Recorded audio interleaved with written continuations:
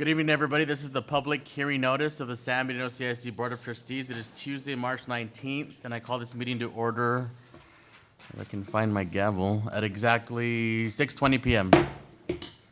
Mr. Mendez, Ms. Garcia, Present. Mrs. Weaver, Present. Mrs. Silva, Present. Mr. Lopez, Present. Mr. Rosas, Present. Dr. Carmen, Present. and Mr. Torres. So we have first the discussion of the 2017-2018 Texas Academic Performance Report, or the TAPER report. I assume that's Miss Ortiz. We're in for a treat. Thank you. Thank you. Okay, so I have a PowerPoint presentation for you all today. So I'll go ahead and wait for them to get that loaded. So today we're going to be presenting on the 2017-2018 TAPER report. The TAPER report is always a year behind. It does take them some time to gather the data, so it is a little delayed. So this is the information for the previous school year. We will have some areas as we go through the reports that are actually more than a year behind when we talk about some of the graduation elements, attendance elements, and so forth. So the first slide is regarding our fall enrollment. And so we can see the comparison. This is data that Dr. Carmen has shared in previous meetings. And we can see that trend going slightly decrease the past few years. We do have some positive news as far as our fall enrollment for this school year is that we did have an increase. So we can see that that hasn't happened in a few years. The next slide gives us some information regarding the enrollment and also the FTE trend. And so we can see the division between the trend in the enrollment, and we can see also the teacher FTEs and the other FTEs for staff members.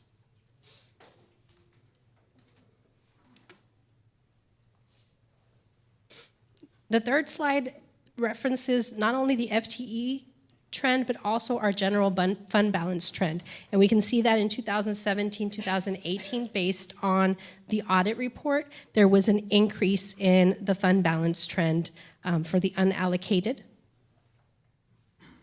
I want to highlight this graphic because I think in terms of where we were as a district only a couple of years ago, close to bankruptcy, we have seen a huge increase in a healthy fund balance, and that has a lot to do, I would say, with the decisions that were made at the leadership level and whatnot. And I think I'm going to put Ms. Rendon on the spot, but Ms. Rendon, can you, in terms of for the community, shed some light on how we're able to, from 2013, 2014, where we're literally close to bankruptcy, to literally today, where we're at one of the healthiest fund balances in our district's history.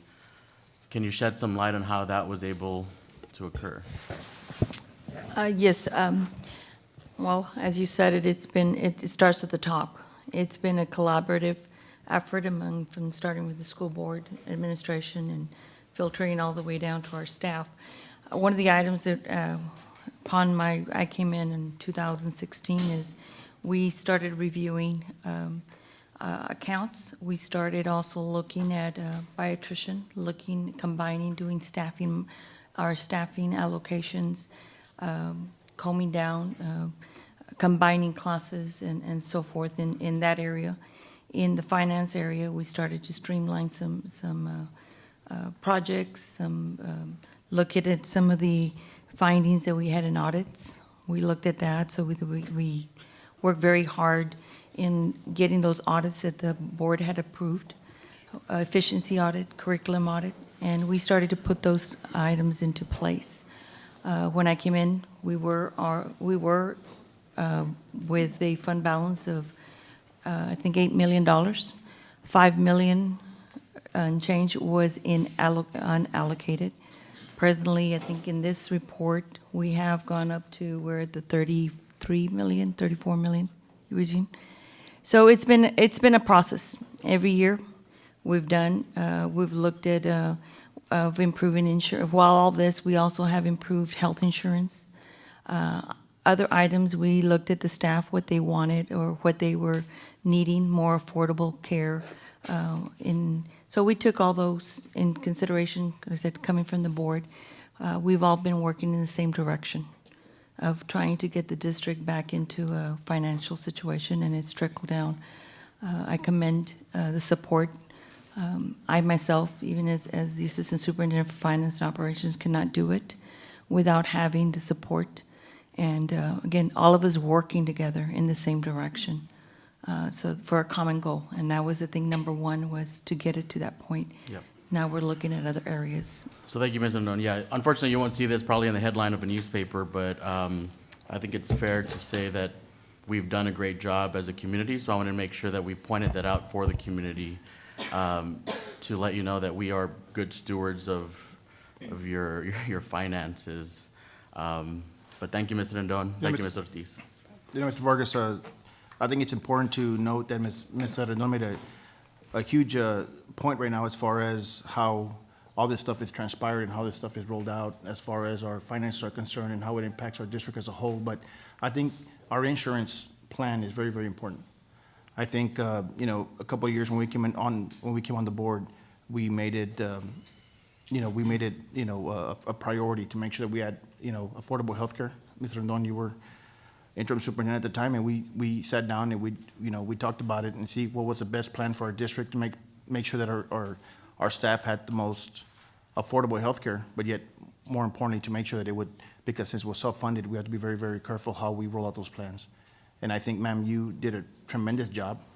I think our staff also understanding the importance of, how we felt about them as far as health insurance and affordable health care, and understanding how impactful it is for them to understand what affordable health care is and how we're self-funded as a district. Basically, we're running our own health care program.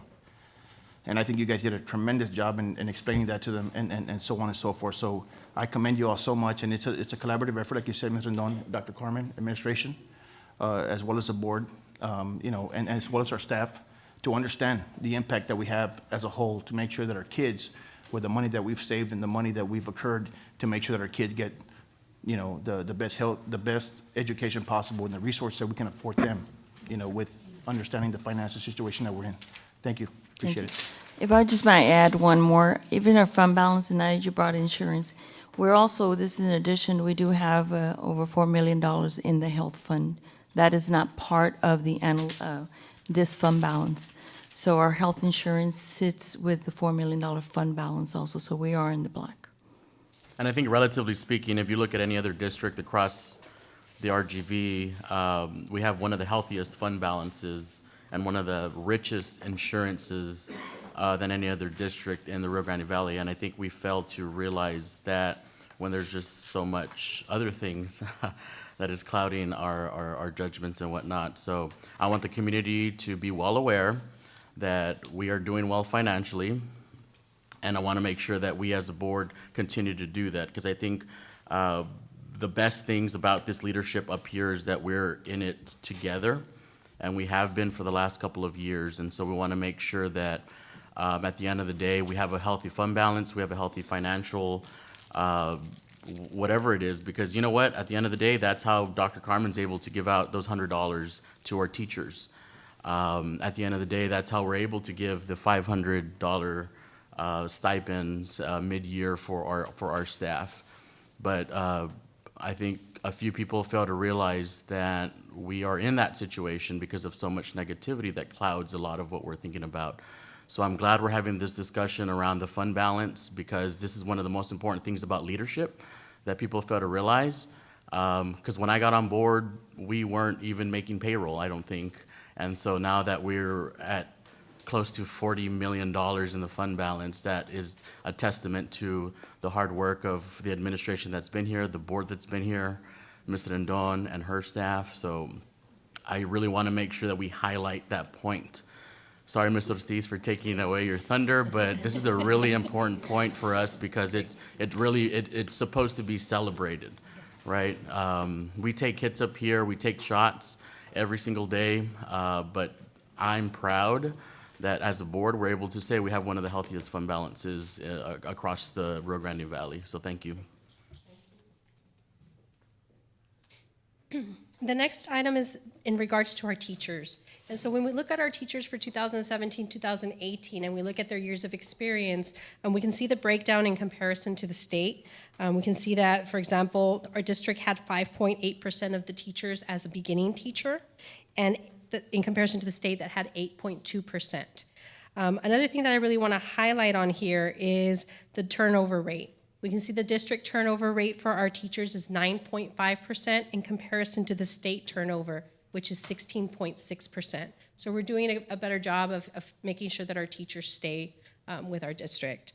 As we look at the years of experience, the average years of experience of our teachers is 12 years, and with our district, it's actually 8.8 years. So some of our teachers have experience from elsewhere. For our students, we have some demographic information for the population in 17-18. 83.6% of our students were economically disadvantaged in comparison to the state of 58.8%. Another area that we should highlight is our limited English proficient. We do have a higher percentage than the state. We also have a higher percentage of students participating in our CATE program, and our special education percentage is slightly lower than the state. For percentage, and I do want to say this graph can look a little skewed because it is kind of zoomed in, but for the attendance, this is one of those areas where we are 2 years behind. So we're looking at 2016, 2017 attendance. And so we can see that in 2016, the percentage was 95.3, and it went down to 94.8 in 2016, 2017. We're hoping to see some increases in that area. And the state, we can see, was about 1 percentage difference. For the dropout, this is an area where our district has outperformed the region and the state. This is an area we want to be below the others, and so our percentage was at 1.6 in 2016-17 in comparison to 1.8 at Region 1 and 1.9 at the state.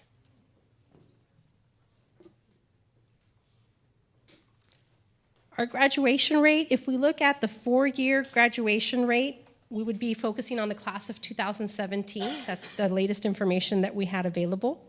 And so the district was at 93.3%, 3 percentage points higher than the region, and about 4.5 percentage points higher than the state.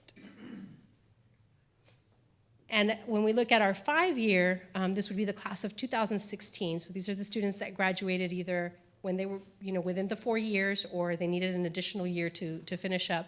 And again, our percentage as a district is higher than the region and the state. You can see that. Another area that they report on the taper is the number of students that are that are graduating under the recommended distinguished high school or the foundation high school plan with endorsements. And so we can see the comparison there for each of the years. For our district, we did go up slightly from 83.3 the previous year to 84%. And we do see the differences there. The taper requirements also ask that we report on violent and criminal incidents. Some of these do occur outside of the school grounds, so I do want to put that little piece of information there. But one of the great things is that we can see that we did have a reduction in the number of incidents from 2016-17 to 2018. Mr. Ortiz, I don't know if you would know this, maybe Mr. Madrigal, but that's also an important point for us, because I think across the country, a lot of the assaults, bullying, et cetera, has risen, where in this district, it has actually lessened. And that is a testament to how great our police force is under its leadership, both historically and today. And so I don't know if even maybe Mr. Saldana can shed some light on how we're able to achieve such a low threshold for these occurrences, or what kind of interventions, in a sense. Because I think that's an important point. There's been some streamlining across the district. Yeah, we've come up with certain strategies that we've implemented in school district, starting with a Stop It program that we just put in last week and is in full effect right now. We also have the quick access, which is able to alert us for any type of emergencies around the district. But I think the expectation from Dr. Carmen and us up here at central office, putting the message out that safety is our top priority with our school district, our students first and then our faculty. I think by having that message done every day and the police force being behind us and the security and the administrators, we're able to put it all together and maintain the success we're having with our programs. Awesome, thank you. Okay, the next slide is our 2018 STAR percentages at approaches grade level or above in grades 3 through 12, and this is by subject area. And it does show a comparison between the district, the region, and the state. We can see that there is some room for improvement in these areas when you look at it as a whole, but as we get towards the end of the presentation, we will highlight some great accolades in particular grade levels and subject areas. Okay, so I will go over that in a little bit. We also have a comparison of the end of course. So the end of course being English 1, English 2, Algebra 1, Biology, and U.S. History. And we do have some areas where we are really close to the performance at the state and the regional levels. For example, in U.S. History, you can see that it's only 1 percentage point. Algebra 1, only 1 percentage point difference. Definitely English 1 and English 2 has been an area of focus for our district, and it will continue, and hopefully we'll see some of those gaps decrease this year. As far as academic growth, TA looks at our scores not only at whether they meet performance, but also whether they're growing from year to year, particularly in reading and mathematics. And so that focus is on our grade 4 through EOC. And so they'll look to see, did they grow from where they were the previous year? And as a district, 66% of our students are showing growth in reading, and 69% of our students are showing growth in math. And you can see that we're very comparable to where the region and the state is at. And then when we look at our state assessments, not all of the assessments are included, and I just want to explain a little bit on this. In our accountability, there are certain reasons why students may not be included. For example, mobility. Students that were not with us since the beginning of the year, they come in February, they test for the assessment, but they won't be included in the scores because we didn't really provide them enough service to be included. And so you can see that as a district, 94% of our students are included for accountability in comparison to 95% at the region and 94% at the state. So it's right there with everybody else. And then this has been a big component and a big focus for us is the college, career, and military-ready graduates. Again, this is 2 years behind, so we're looking at 16, 17 graduates. And we look at it in different ways. The first set of information is looking at all different areas, so college, career, and military-ready graduates. And so we can see there the percentage for the district, 47.3. We know that for the next graduating class, we're going to see some increases. Then we look at just college-ready graduates. And college-ready graduates, that's going to look at primarily your ACT, SAT performance, academic indicators. And so those are the percentages for that component. And then if we look at the students that met the career and military-ready components, it gives you the breakdown on that end. And we can see the comparison. District was at 19.1 for the career and military ready in comparison to the state of 13.2. Mr. Ortiz, on this metric, from this year to the year in which they incurred the report card, is there a difference in how that metric is measured? Or is it essentially the same in that they're calculating now, but it's part of a comprehensive report card? Yes, so it's going to be a very similar calculation. Okay. The difference is that now we know how they're going to be calculating it, and there have been some changes in a lot of different programs in this interim, so we should see some increases in the class of 2017, 2018. Okay, thank you. The taper also looks at our students that are enrolling in higher education after they graduate. And so this is going to the 2015, 2016 graduates that enrolled in college their fall semester in 2017. And so as we look at as a district, we can see that there has been a little bit of a decrease, but we see that trend going on at the regional level and at the state level as well. Okay, so there must be something else going on there that's causing that attrition. And then they also look at those graduates that complete their first year without any need for remediation. Okay, and so we did have an increase for our district from 45.2% to 49.2%. So that should be commended. That means that less of our students are needing that remediation when they get to college.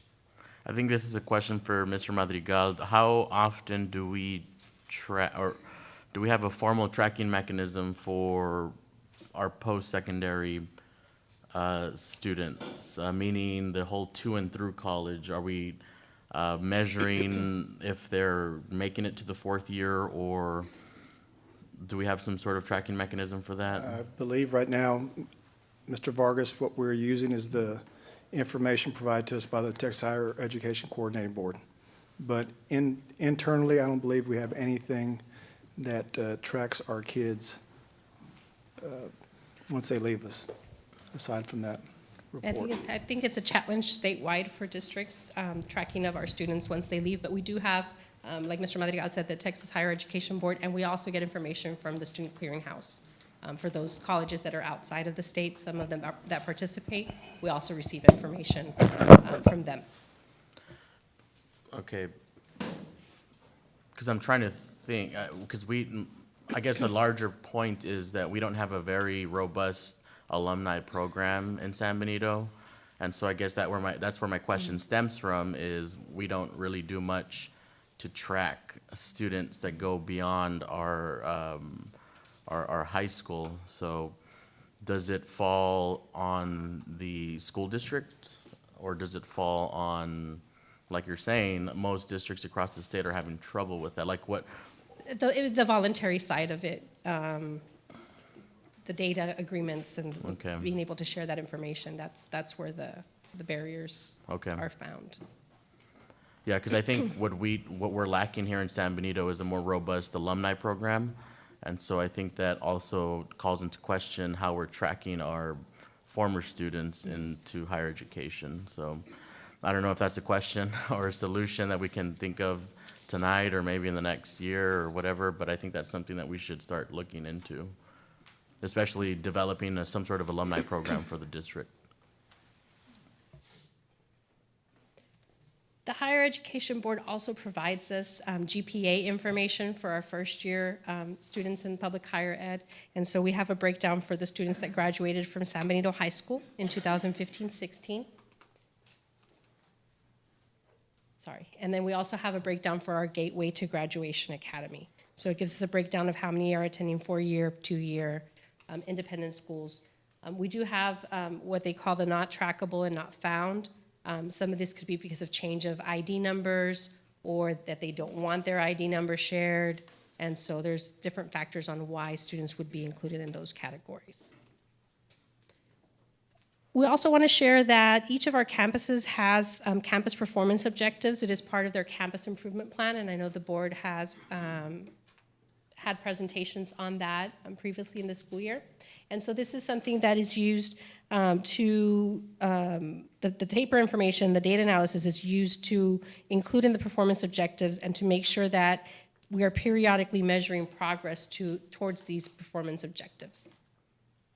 Okay, and these are board approved and they are available on the websites. As far as district accreditation, the district does have the highest level, which is accredited. And this is based on academic accountability, financial accountability, data integrity, and any areas of deficiencies would take away points for that. We do have some areas in summary that we feel we want to focus on, which is to improve our STAR performance for our grades 3 through 12 students, and also identifying our students as college-ready graduates. And some of the ways that the district is addressing this is through professional development and resources that are provided to district leaders, campus leaders, and teachers, including ICLE, TEACS Resource System, and Lead Forward. We are providing more students the opportunities to take the TSI as a TSI center at both the San Benito High School and Veteran Memorial Academy. And we are also expanding and improving educational opportunities through the career and technology education programs that are available in our district. And we do have a lot of areas of celebration when we look at the data. We do have a decrease in our turnover rate. Not only are we below the state, but we went from 14.9% in 2016-17 to 9.5% in 2017-2018. That point also, just like I highlighted the fund balance, that point right there is also important because I think that was the time when we were undergoing some unstable leadership here and financial instability, leadership instability. And so I think that's an important note, I think, because where we were at 15% turnover rate, which is pretty high for a district, now we're close to 9%. And that's only 2 years ago, so we don't know what it is last year and this year and whatnot. So again, you won't read this in the headlines tomorrow, but I want to highlight that this district is doing well in terms of not only financial, which we talked about before, but also people like working here, right? Our teachers, our retention rate, and so I want to make sure that I highlight that because that's an important point to be made. Thank you, Ms. Ortiz. Thank you. We also have graduation rates that are higher than the region and the state. We did have a met standard on our 2018 state accountability. We have a higher rate of students obtaining an approved industry-based certification in comparison to both the region and the state. And this is something that I know Mr. Guerra has been working diligently. We have some changes coming up, and he's right ahead making sure that our students have every opportunity that they can get. Our district dropout rate is also lower than the state and the region in 9th through 12th. And we do have our district student performance above the state performance level in both STAR grades 4th for math and writing, and we're at the same level as the state in grade 4 reading and grade 5 science. The percent of students meeting or exceeding progress in reading ELA for grade 4 and 8 was also above the state percentage, and the percent of students, district students meeting or exceeding progress in math for grades 4, 5, and 8 was above the state percentage.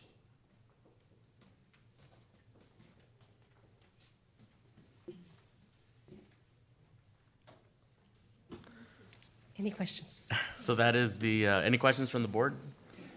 No? Next is any public comments from the audience on the 2017-2018 taper report that Mr. Ortiz just provided? I think we're good. Okay, I think we're done with the taper report. Can I have a motion for adjournment? So move. Moved by Mr. Lopez. Do I have a second? Second. Second by Ms. Silva. All those in favor, please say aye. Aye. All those opposed? Motion carries. We adjourn at 6:49 PM. Thank you.